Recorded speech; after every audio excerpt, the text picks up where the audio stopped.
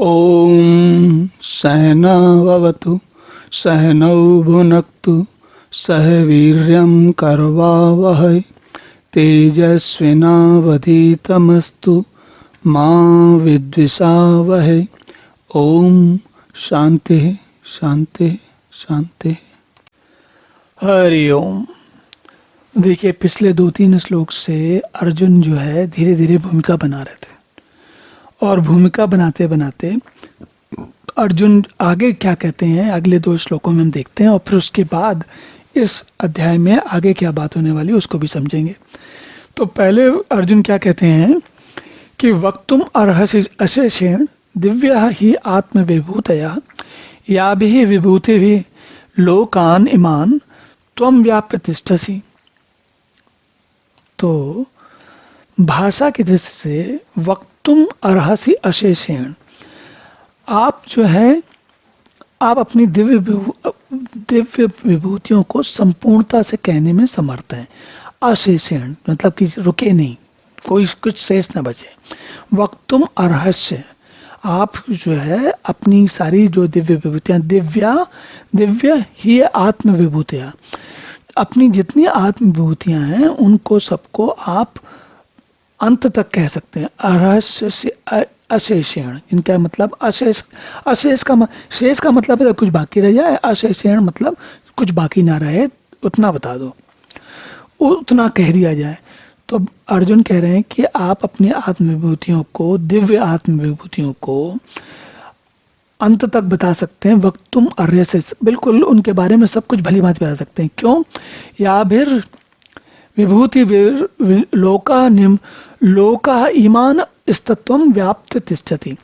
और ऐसा क्यों हो रहा है? या भी विभूति, आप, क्योंकि आप उन विभूतियों में, उन लोकों में, उन सभी के अंदर आप स्वयं व्याप्त हैं।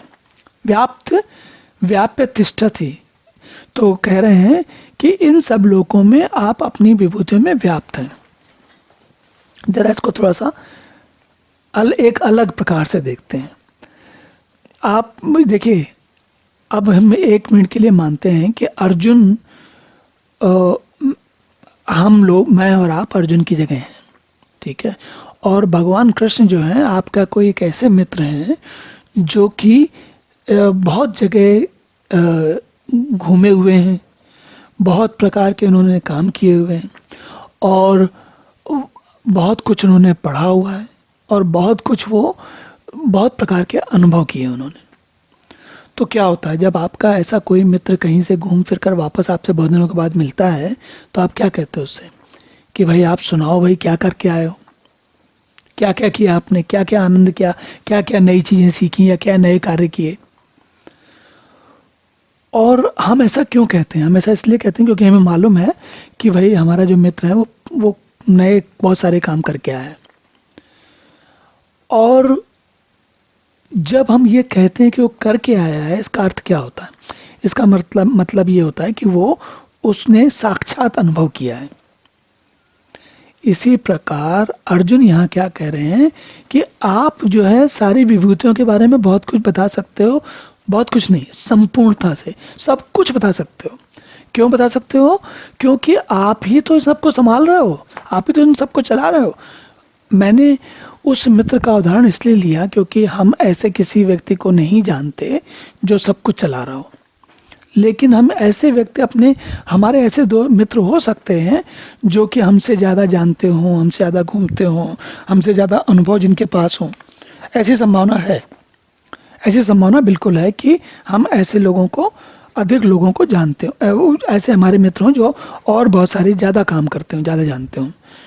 तो होता क्या है कि अब अर्जुन क्या कह रहे हैं कि अर्जुन को ये बात भगवान कृष्ण की पिछले जो श्लोकों में उन्होंने कहा था भली भांति समझ में आ गई कि जब सब कुछ हर जगह पे वही है तो स्वाभाविक है हर चीज के बारे में जानेंगे।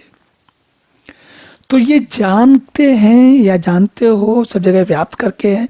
तो देखिए यहाँ पर परिवर्तन देखिए, अर्जुन को भगवान कृष्ण के बारे में अब जो पहले उनको मित्र भाव से जानते थे, अब उनको ईश्वर भाव से जानने लग गए।